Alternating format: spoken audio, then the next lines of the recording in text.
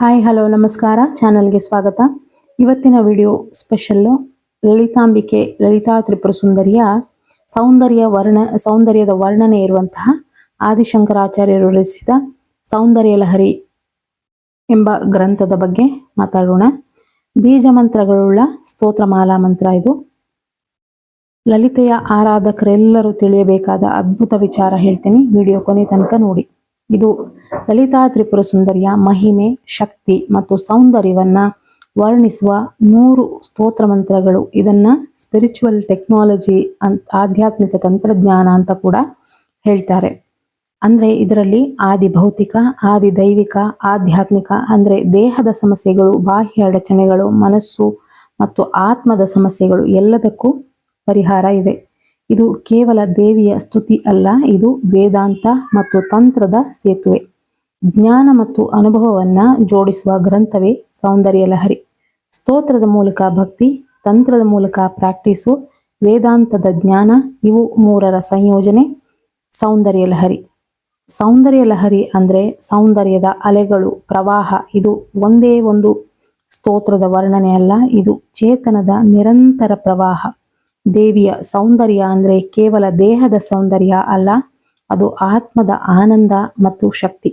ಮೊದಲ 41 ಶ್ಲೋಕಗಳು ಆನಂದ ಲಹರಿ, ಮುಂದಿನ 59 ಶ್ಲೋಕಗಳು ಸೌಂದರ್ಯ ಲಹರಿ. ಮೊದಲ ಭಾಗದಲ್ಲಿ ಕುಂಡಲಿನಿ ಶಕ್ತಿ, ಚಕ್ರಗಳ ಜಾಗೃತಿ, ಶಕ್ತಿ, ಶಿವ ತತ್ವ. ಎರಡನೇ ಭಾಗ ದೇವಿಯ ದಿವ್ಯ ಸೌಂದರ್ಯ ಮತ್ತು ಧ್ಯಾನ, ಉಪಾಸನೆ. ಅಂದ್ರೆ ಇದು ಕುಂಡಲಿನಿ ಜಾಗೃತಿ, ದೇವಿ ಧ್ಯಾನ ಎರಡನ್ನ ಒಟ್ಟಿಗೆ ಕೊಡುತ್ತೆ. ಸೌಂದರ್ಯ ಲಹರಿಯ ಪ್ರತಿಯೊಂದು ಶ್ಲೋಕ ಒಂದು ಮಂತ್ರ ವೈಬ್ರೇಷನ್, ಒಂದು ಯಂತ್ರ ಎನರ್ಜಿ ಡಯಾಗ್ರಾಮ್, ಒಂದು ತಂತ್ರ ಅಂದ್ರೆ ಮೆಥಡ್. ಉದಾಹರಣೆಗೆ ಕೆಲವು ಶ್ಲೋಕಗಳನ್ನು ಜಪ ಮಾಡಿದ್ರೆ ಆಕರ್ಷಣೆ ಶಕ್ತಿ ಹೆಚ್ಚುತ್ತೆ, ಬುದ್ಧಿಶಕ್ತಿ ಬೆಳೆಯುತ್ತೆ, ಸಂಪತ್ತು ಬರುತ್ತೆ. ಇದರಲ್ಲಿ ಮನುಷ್ಯನ ಎಲ್ಲಾ ರೀತಿಯ ಸಮಸ್ಯೆಗಳಿಗೆ ಪರಿಹಾರ ಹೇಳಿದ್ದಾರೆ. ಶ್ಲೋಕ ಹಾಗೆ ಬೀಜ ಮಂತ್ರ ಮತ್ತು ಯಂತ್ರ ಕೂಡ ಕೊಟ್ಟಿದ್ದಾರೆ. ಆದರೆ ಇದು ನಮ್ಮ ವಿಶ್ ಫುಲ್ಫಿಲ್ಮೆಂಟ್ ಮಾಡುವುದಕ್ಕೆ ಮಾತ್ರ ಅಲ್ಲ, ಆತ್ಮ ಜಾಗೃತಿಗಾಗಿ ಕೂಡ. ಇದನ್ನ ಪ್ರತಿದಿನ ಒಂದು ಶ್ಲೋಕವನ್ನ ಜಪಿಸಿ ಅದರ ಅರ್ಥ ತಿಳ್ಕೊಳ್ಳುವ ಪ್ರಯತ್ನ ಮಾಡಬೇಕು. ಹಾಗೇನೆ ಆಕೆಯ ಆ ದಿವ್ಯ ರೂಪವನ್ನ ಮನಸ್ಸಿನಲ್ಲಿ ಧ್ಯಾನಿಸಬೇಕು. ಆಕೆಯ ಕಿರೀಟ ಸೂರ್ಯನ ಪ್ರಕಾಶದಂತೆ ಹೊಳೆಯುವ ಮಣಿರತ್ನ ಖಚಿತವಾದ ಕಿರೀಟ, ಆಕೆಯ ಕೂದಲು ದಟ್ಟವಾದ ಕೇಶರಾಶಿ, ಅಜ್ಞಾನವೆಂಬ ಅಂಧಕಾರವನ್ನು ನಾಶ ಮಾಡುವುದು. ಆಕೆಯ ಕಣ್ಣು ಆ ಕರ್ಣ ದೀರ್ಘನಯನಂ ಅಂದ್ರೆ ಅಗಲವಾದ ಕಣ್ಣು, ಆಕೆಯ ಮೂಗಿನ ಆಭರಣ, ಆಕೆಯ ಹಣೆಯಲ್ಲಿ ಕಸ್ತೂರಿಯ ತಿಲಕ, ಆಕೆಯ ಕೆಂಪಾದ ಕೆನ್ನೆ, ಸೂರ್ಯ ಚಂದ್ರರ ಪ್ರಭೆಯನ್ನ ಮೀರಿಸುವ ಆಕೆಯ ಕಿವಿಯ ಆಭರಣ, ಆಕೆಯ ಎದೆ ಭಾಗ, ಆಕೆಯ ತೆಳುವಾದ ಹೊಟ್ಟೆ, ಶಾತೋದರಿ ಅಂದ್ರೆ ಸಣ್ಣ ಹೊಟ್ಟೆಯ ಭಾಗ. ಹೀಗೆ ಆಕೆ ಧರಿಸಿದ ಕೆಂಪು ಸೀರೆ, ಆಕೆಯ ಪಾದದ್ವಯಗಳು ಎಲ್ಲವನ್ನ ಕಣ್ಣು ಮುಚ್ಚಿ ಧ್ಯಾನಿಸಬೇಕು. ಲಲಿತಾ ಸಹಸ್ರನಾಮದಲ್ಲಿ ಒಂದು ಸ್ತೋತ್ರಮಾಲಾ ಮಂತ್ರ ಬರುತ್ತೆ. 19ನೇ ಶ್ಲೋಕ ಸ್ತೋತ್ರಮಾಲಾ ಮಂತ್ರ. ನಖ ದೀದಿತಿ ಸಂಚನ್ನ ನಮಜ್ಜನತಮೋ ಗುಣ ಪದದ್ವಯ ಪ್ರಭಾಜಾಲ ಪರಾಕೃತ ಸರೋರುಹ. ಆ ತಾಯಿಯ ಕಾಲಿನ ಉಗುರಿನಿಂದ ಹೊರಹೊಮ್ಮುವ ಪ್ರಕಾಶವು ಭಕ್ತರ ಅಜ್ಞಾನವನ್ನ, ಅಂಧಕಾರವನ್ನ ದೂರ ಮಾಡುತ್ತೆ ಅಂತ ಇದರ ಅರ್ಥ. ಅವಳ ಪಾದಗಳ ಪ್ರಕಾಶವು ಕಮಲದ ಸೌಂದರ್ಯವನ್ನ ಮೀರಿಸ್ತಾ ಇದೆಯಂತೆ. ಅವಳ ಪಾದಗಳ ಹೊಳಪು ಕಮಲಕ್ಕಿಂತಲೂ ಸುಂದರವಾಗಿದೆ ಎನ್ನುವುದು ಇದರ ಒಳ ಅರ್ಥ. ಹೀಗೆ ಧ್ಯಾನದಲ್ಲಿ ಇದೆಲ್ಲ ಕ್ಲಿಯರ್ ಆಗಿ ನೋಡಬೇಕು. ಇನ್ನು ಒಂದು ವಿಚಾರ ಹೇಳ್ತೀನಿ.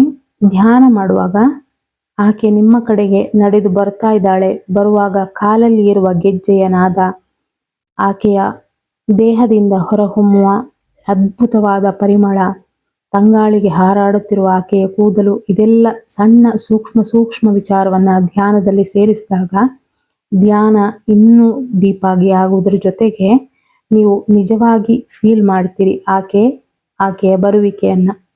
ಆಕೆಯ ಸೌಂದರ್ಯದ ಲಹರಿ ಅಂದ್ರೆ ಅಲೆ, ಆ ದಿವ್ಯ ಸೌಂದರ್ಯದ ಅಲೆ.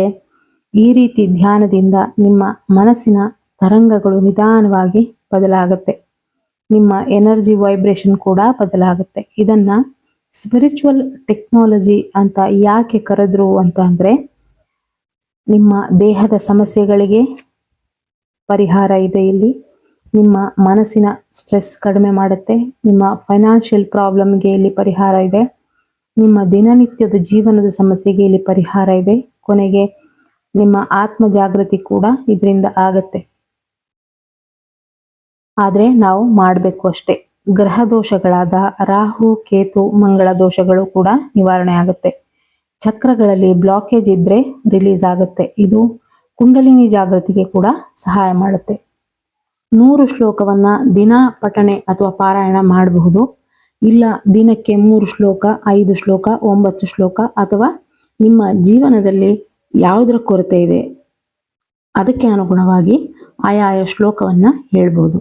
ಆದರೆ ನಿನ್ನ ಪ್ರೀತಿಗೋಸ್ಕರ ಮಾಡ್ತಾ ಇದ್ದೇನೆ ಅಂತ ಹೇಳಿದಾಗ ಅದರ ವಿಷಯವೇ ಬೇರೆ. ಎಲ್ಲ ಆಕೆ ನೋಡ್ಕೊಳ್ತಾಳೆ. ಮತ್ತೆ ಹೇಳ್ತಾ ಇದ್ದೇನೆ, ಯಾವುದೇ ಕಾರಣಕ್ಕೂ ಧ್ಯಾನ ಅಥವಾ ಸ್ತೋತ್ರ ಪಠಿಸುವ ಸಂದರ್ಭದಲ್ಲಿ ನಿಮಗೆ ಇರುವಂತಹ ಸಮಸ್ಯೆಗಳ ಬಗ್ಗೆ ಯೋಚನೆ ಮಾಡ್ತಾ ಇದ್ರೆ ಅದೇ ಮ್ಯಾನಿಫೆಸ್ಟ್ ಆಗುತ್ತೆ. ಆ ಭಾವನೆ, ಆ ಫೀಲಿಂಗ್ ತಂದ್ಕೊಳ್ಬೇಕು. ನೀನೇ ಎಲ್ಲ, ನಿನ್ನ ಪಾದ ಅಲ್ಲದೆ ಬೇರೆ ಗತಿ ಇಲ್ಲ ಅನ್ನುವ ಆ ಶರಣಾಗತಿ ಒಂದು ಇರಬೇಕಾಗತ್ತೆ. ಪ್ರತಿಯೊಂದು ಮಂತ್ರಕ್ಕೂ ಒಂದು ನಿರ್ದಿಷ್ಟವಾದ ಕಂಪನ ಇದೆ ಅನ್ನೋದು ಈಗಾಗಲೇ ನಿಮ್ಗೆ ಗೊತ್ತಿದೆ. ಈ ಕಂಪನದ ಅಲೆಗಳು ನಮ್ಮ ಮನಸ್ಸು, ದೇಹ ಮತ್ತು ಚೇತನವನ್ನ ಬದಲಾಯಿಸುತ್ತೆ. ಮಂತ್ರಗಳನ್ನ ಸರಿಯಾಗಿ ಉಚ್ಚಾರಣೆ ಮಾಡಿದ್ರೆ ಅದು ಆಧ್ಯಾತ್ಮಿಕ ಟೆಕ್ನಾಲಜಿ ಆಗಿ ಕೆಲಸ ಮಾಡುತ್ತೆ. ಅಂದ್ರೆ ಮಂತ್ರ ಜಪ ವಿಜ್ಞಾನ ಮತ್ತು ಆಧ್ಯಾತ್ಮದ ಸಂಯೋಜನೆ. ಇದನ್ನ ಪಾರಾಯಣ ಮಾಡಿದಾಗ ಸೌಂದರ್ಯ, ಆನಂದ ಹೇಗೆ ಸಿಗೋದು ಅಂತ ನೋಡಿದ್ರೆ, ಮಂತ್ರದ ಶಕ್ತಿ ನೀವು ಜಪಿಸಿದಾಗ ಅಥವಾ ಪಠಿಸಿದಾಗ ಅಥವಾ ಪಾರಾಯಣ ಮಾಡಿದಾಗ ಆ ಧ್ವನಿ ನಿಮ್ಮ ಮನಸ್ಸು, ನಾಡಿಗಳು, ಕೋಶಗಳು ಎಲ್ಲದರ ಮೇಲೆ ಪರಿಣಾಮ ಬೀರುತ್ತೆ. ನಿಮ್ಮ ಒಳಗಿನ ಫ್ರೀಕ್ವೆನ್ಸಿ ಬದಲಾಗುತ್ತೆ. ಮನಸ್ಸನ್ನ ನಿಧಾನವಾಗಿ ಕ್ಲೆನ್ಸ್ ಮಾಡುತ್ತೆ. ಯಾಕೆಂದ್ರೆ ಆ ತಾಯಿಯ ಆ ದಿವ್ಯ ರೂಪದ ಮೇಲೆ ಫೋಕಸ್ ಮಾಡಿ, ಅಂದ್ರೆ ಆ ತಾಯಿಯ ರೂಪದ ಮೇಲೆ ಏಕಾಗ್ರತೆ ತಂದು ಧ್ಯಾನ ಮಾಡ್ತೀರಿ. ಇದರಿಂದ ಮನಸ್ಸು ಲೈಟ್ ಫೀಲ್ ಆಗುತ್ತೆ. ಒಳಗೆ ಒಂದು ಸುಖ ಅನುಭವವಾಗುತ್ತೆ. ಇದರಿಂದ ಒಳಗೆ ಸುಖ, ಶಾಂತಿ, ನೆಮ್ಮದಿ ಇದ್ದಾಗ ಆಟೋಮೆಟಿಕ್ ಆಗಿ ಅದು ನಿಮ್ಮ ಮುಖದಲ್ಲಿ ಗೋಚರಿಸುತ್ತೆ. ಇದರಿಂದ ಸೌಂದರ್ಯ ಆಟೋಮೆಟಿಕ್ ಆಗಿ ಬರುತ್ತೆ. ಹಾಗೆ ಪಠಿಸ್ತಾ ಇದ್ದಾಗ ನೀವು ಆ ಲಲಿತಾಂಬಿಕೆಯ ಜೊತೆ ಕೂಡ ಕನೆಕ್ಟ್ ಆಗ್ತೀರಿ. ಇದು ಒಂದು ಸಂಬಂಧವಾಗಿ ಮಾರ್ಪಾಡಾಗುತ್ತೆ. ಪ್ರೀತಿಯಿಂದ ಭಕ್ತಿ, ಭಕ್ತಿಯಿಂದ ಆನಂದ, ಸೌಂದರ್ಯ ಲಹರಿ ಪಠಿಸಿದಾಗ ಶಬ್ದದಿಂದ ಮೈಂಡ್ ಕಾಮ್ ಆಗುತ್ತೆ, ಧ್ಯಾನದಿಂದ ಫೋಕಸ್ ಕೊಡುತ್ತೆ, ಶಕ್ತಿಯಿಂದ ಎನರ್ಜಿ ಮೇಲೆ ಇರುತ್ತೆ, ಭಕ್ತಿಯಿಂದ ಹೃದಯ ಚಕ್ರ ಆಕ್ಟಿವ್ ಆಗುತ್ತೆ. ಇದರಿಂದ ಸ್ವಾಭಾವಿಕವಾಗಿ ಆನಂದ ಬರುತ್ತೆ, ಆತ್ಮದ ಸೌಂದರ್ಯ ಹೆಚ್ಚಾಗುತ್ತೆ. ಪ್ರತಿ ಶ್ಲೋಕಕ್ಕೂ ಒಂದು ವಿಶೇಷ ಶಕ್ತಿ ಇದೆ. ಧನ ಮತ್ತು ಐಶ್ವರ್ಯ ಆಕರ್ಷಣೆ, ದಾಂಪತ್ಯ ಸುಖ, ಮನಃಶಾಂತಿ, ಆರೋಗ್ಯ, ನಕಾರಾತ್ಮಕ ಶಕ್ತಿಯಿಂದ ರಕ್ಷಣೆ, ಸಿದ್ಧಿಗಳು, ಅಂತರಂಗದ ಶಕ್ತಿಗಳ ಜಾಗೃತಿ. ಹೀಗೆ ಇದು ಕೇವಲ ಪಠಣೆ ಅಥವಾ ಪಾರಾಯಣ ಅಲ್ಲ, ಇದು ಎನರ್ಜಿ ಆಕ್ಟಿವೇಶನ್ನ ಪ್ರಾಸೆಸ್ಸು. ಇನ್ನು ಒಂದೊಂದು ಶ್ಲೋಕಕ್ಕೂ ಒಂದೊಂದು ಯಂತ್ರ ಹೇಳಿದ್ದಾರೆ. ಹಾಗೆ ಯಾವ ನೈವೇದ್ಯವನ್ನ ಮಾಡಬೇಕು ಅಂತ ಕೂಡ ಹೇಳಿದ್ದಾರೆ. ಅರ್ಥ ತಿಳಿದು ಮಾಡಿದಾಗ ಇನ್ನೂ ಹೆಚ್ಚಿನ ಕನೆಕ್ಷನ್ ಬರುತ್ತೆ. ಸೌಂದರ್ಯ ಲಹರಿಯ ಮೊದಲ ಶ್ಲೋಕ ಮತ್ತು ಅದರ ಅರ್ಥ ಏನು ಅಂತ ಹೇಳ್ತೀನಿ. ಶಿವಃ ಶಕ್ತ್ಯಾ ಯುಕ್ತೋ ಯದಿ ಭವತಿ ಶಕ್ತಃ ಪ್ರಭವಿತುಂ ನಚೇದೇವಂ ದೇವೋ ನ ಖಲು ಕುಶಲಂ ಸ್ಪಂದಿತುಮಪಿ ಅತಸ್ತ್ವಾಂ ಆರಾಧ್ಯಾಂ ಹರಿಹರ ವಿರಂಚಾದಿಭಿರಪಿ ಪ್ರಣತುಂ ಸ್ತೋತುಂ ವಾ ಕೃತಮಕೃತ ಪುಣ್ಯಃ ಪ್ರಭವತಿ. ಶಿವನು ಪರಾಶಕ್ತಿಯಾದ ನಿನ್ನೊಡನೆ ಇದ್ರೆ ಮಾತ್ರ ಸೃಷ್ಟಿ ಕಾರ್ಯ ಸಾಧ್ಯವಾಗುತ್ತೆ. ಹಾಗಿಲ್ಲದೆ ಇದ್ರೆ ಆತನಿಗೆ ಚಲಿಸಲು ಕೂಡ ಸಾಧ್ಯವಾಗುವುದಿಲ್ಲ. ಅಂದ್ರೆ ಶಕ್ತಿ ಇಲ್ಲದೆ ಶಿವ ಕೂಡ ಶವ. ಬ್ರಹ್ಮ, ವಿಷ್ಣು, ಮಹೇಶ್ವರರಿಂದ ಪೂಜಿಸಲ್ಪಡುವ ನಿನ್ನನ್ನ ಸ್ತುತಿಸಲು ಪುಣ್ಯವಂತರಿಗಲ್ಲದೆ ಯಾರಿಗೆ ಸಾಧ್ಯ? ಅಂದ್ರೆ ಬ್ರಹ್ಮ, ವಿಷ್ಣು, ಮಹೇಶ್ವರರಿಂದ ಪೂಜಿಸಲ್ಪಡುವ ಆಕೆಯ ಆರಾಧನೆ ಆಕೆಯ ಜಪ, ಆಕೆಯ ಸ್ತುತಿ ಮಾಡಲು ಹಿಂದಿನ ಜನ್ಮಗಳ ಪುಣ್ಯ ಸ್ವಲ್ಪವಾದರೂ ಇರಬೇಕಂತೆ. ಇದ್ದಾಗ ಮಾತ್ರ ಅದು ಸಾಧ್ಯ. ಆರಾಧನೆ ಮಾಡಲು ಪುಣ್ಯ ಬೇಕು ಅನ್ನೋದು, ಆಕೆಯ ಆರಾಧನೆ ಮಾಡಲು, ಆಕೆಯ ಜಪ, ಸ್ತುತಿ, ಸ್ತೋತ್ರ ಪಾರಾಯಣ ಮಾಡೋದಕ್ಕೆ ಪುಣ್ಯ ಬೇಕು ಅನ್ನೋದು ಈ ಶ್ಲೋಕದ ಒಳ ಅರ್ಥ. ಈ ಶ್ಲೋಕವನ್ನ ಇಲ್ಲಿ 1000 ಸಲ ಹೇಳಬೇಕು ಅನ್ನೋದು ಉಲ್ಲೇಖ ಇದೆ. 21 ದಿನಗಳ ಕಾಲ ಪಾರಾಯಣ ಮಾಡಬೇಕು ಎಂಬ ಉಲ್ಲೇಖ ಕೊಟ್ಟಿದ್ದಾರೆ ಇಲ್ಲಿ. ಮತ್ತೆ ಇದಕ್ಕೆ ಯಾವ ನೈವೇದ್ಯವನ್ನ ಮಾಡಬೇಕು ಅಂತ ಕೂಡ ಇಲ್ಲಿ ತ್ರಿಮಧುರ ನೈವೇದ್ಯ ಮಾಡಬೇಕು ಅಂತ ಹೇಳಿದ್ದಾರೆ. ತೆಂಗಿನ ತುರಿ, ಬಾಳೆಹಣ್ಣು ಮತ್ತು ಬೆಲ್ಲ ಹಾಕಿ ಮಾಡಿದ ರಸಾಯನ, ಇದರಿಂದ ನೈವೇದ್ಯ ಮಾಡಬೇಕು.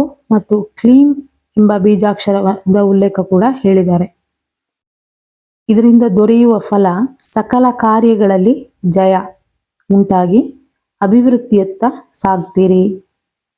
ಇದರ ಅರ್ಥ ಅಂದ್ರೆ ಇದು ಒಂದು ಶ್ಲೋಕದಿಂದನೇ ಸಕಲ ಕಾರ್ಯಗಳಲ್ಲಿ ಜಯ ಉಂಟಾಗುತ್ತೆ ಅಂತ ಇಲ್ಲಿ ಉಲ್ಲೇಖ ಇದೆ. ಆ ಲಲಿತಾಂಬಿಕೆಯ ಕೃಪೆ ನಮ್ಮೆಲ್ಲರ ಮೇಲೆ ಇರಲಿ ಅಂತ ಹೇಳ್ತಾ, ಶ್ರೀಮಾತ್ರೇ ನಮಃ. Thank you for watching.